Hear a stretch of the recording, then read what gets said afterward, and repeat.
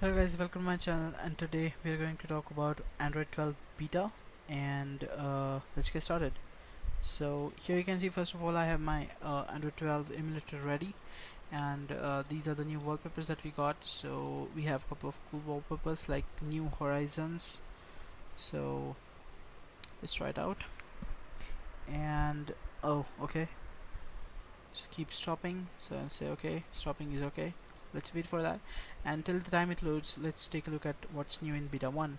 So you can see Android 12 beta 1 includes, these are the changes, and out of these are, too many. Out of these I will be talking today about the most important ones. So let's get started. First of all, this is the app hibernation feature that is also there in 11, Android 11. But let's see. So what it means is like, if you have ever gone to Android settings, and then you will come to know that you have the options to disable the applications. So there are some applications like, depends on your manufacturers, like Samsung or something like that. So if you don't want a Galaxy Store on a Samsung phone, then you can just I mean, in that case you cannot even disable it. But let's say for Facebook, so it is pre-installed on my phone, and I don't use Facebook since WhatsApp is there, so I just disable the app. So there are differences between disabling and hibernating, so that's what I want to highlight here. So in hibernating, what it will do is, these are the characteristics when we say a app is hibernated.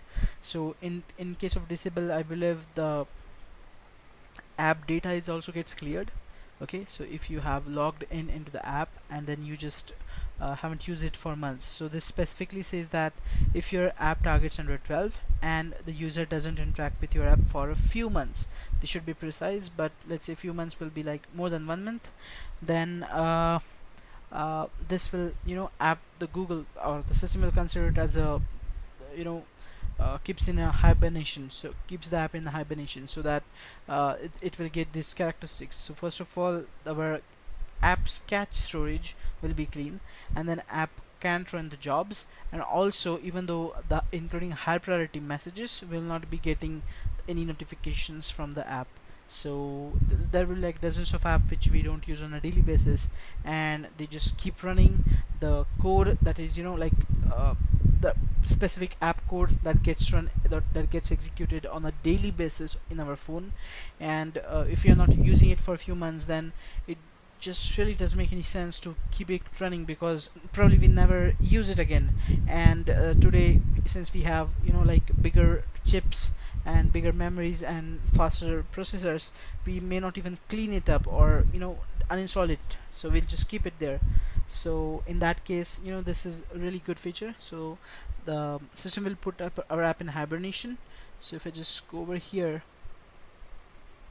then they explicitly say that if you don't want to, ever, if you don't ever want to keep your app in hibernate state, like maybe the app is useful for sending a high priority notifications, and those notifications may not even, be there for months. So when it comes, it should be received by the user, or it should at least be delivered to the user. So in that case, app developers can request a user to disable this hibernation feature using this intent action, and this will be linked to, some pop-up like this. Another feature is this one, which is the approximate location.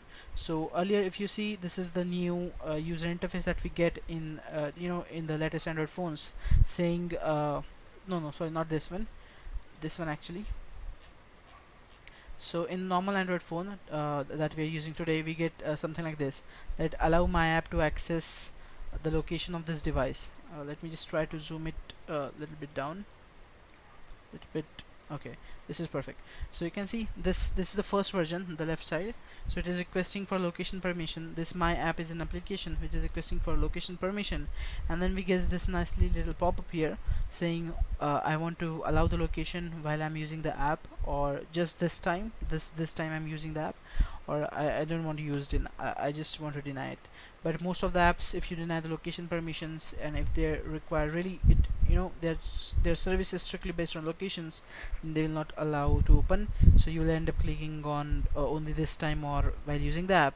And basically these two options for, certain apps like Uber, or cab services or food services, so that doesn't make any sense to me. So probably Google should implement something like, if the app category says that it is a delivery service and it is explicitly, it will always be needing a location, so it doesn't make any sense to give this time. But actually, if you think from user's perspective or user's point of view, some users might say, hey, that's totally okay, and I also agree with them, because if they really don't want the app to have access to the location, and they are not like frequent buyers, so they will not you know bother, they will actually select only this time.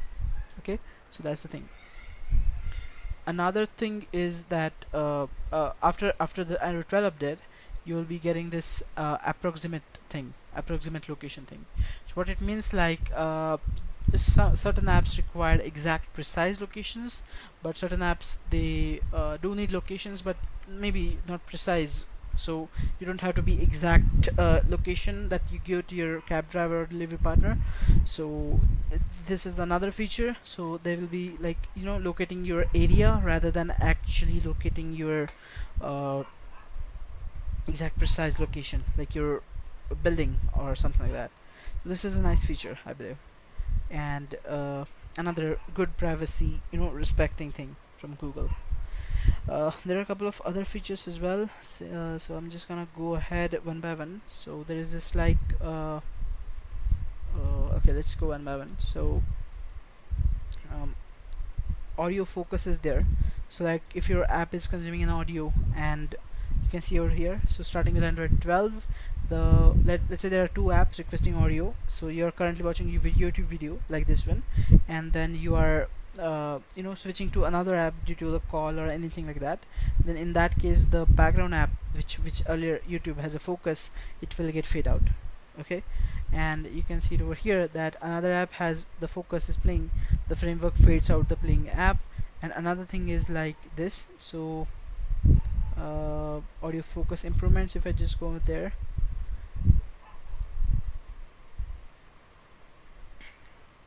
so the fade out will happen when the following conditions are made.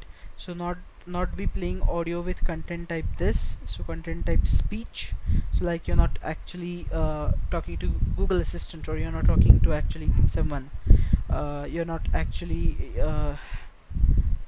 the first currently playing app must have usage of this one, usage media or usage game. So it is like playing games and media like Prime Video, Netflix, anything like that. So in that case you can fade it out, or like YouTube even you can fade it out.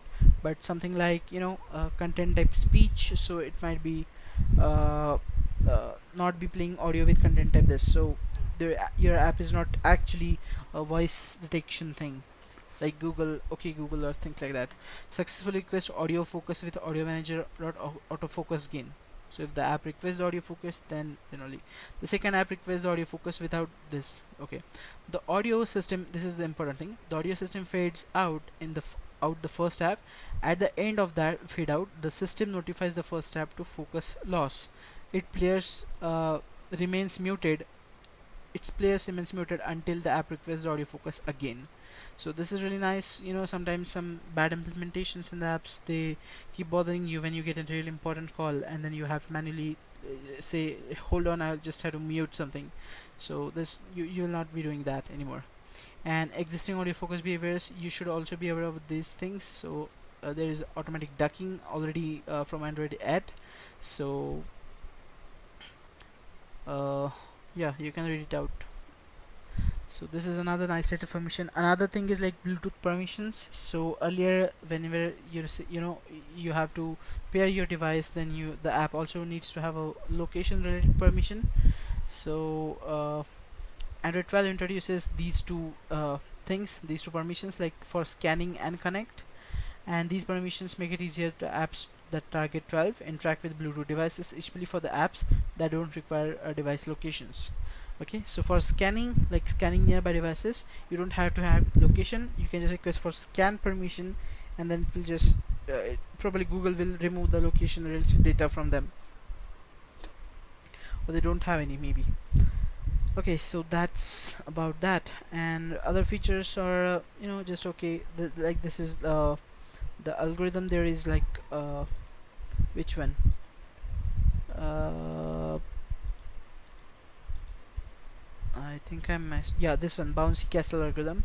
So this was the implementation which is deprecated and it was removed and replaced by this conscript. So if your app uses 512-bit key sizes, or GCM ciphers uses size other than 12 bytes, then you will have to, basically developers will have to update their implementations so that uh, it is compatible with conscript. So if your app targets under 12, and update your app's cryptographic logic, so it will be somewhat painful for developers. They have to go through all their logic and stuff again, revisit those things again. Okay, I guess that's it for this video. Apart from that, oh, it is not yet loaded.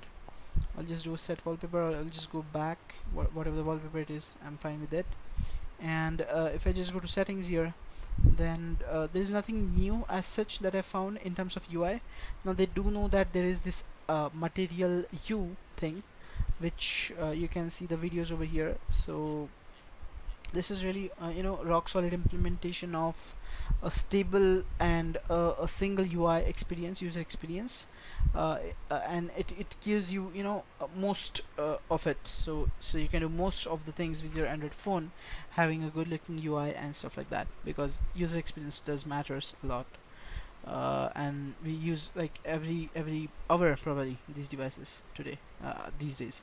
So yeah, so that's it for this video, guys. If you know anything special or anything new about this, uh, I have the simulator ready with me, so if you want me to check something out for other things, then let me know, and thanks for watching.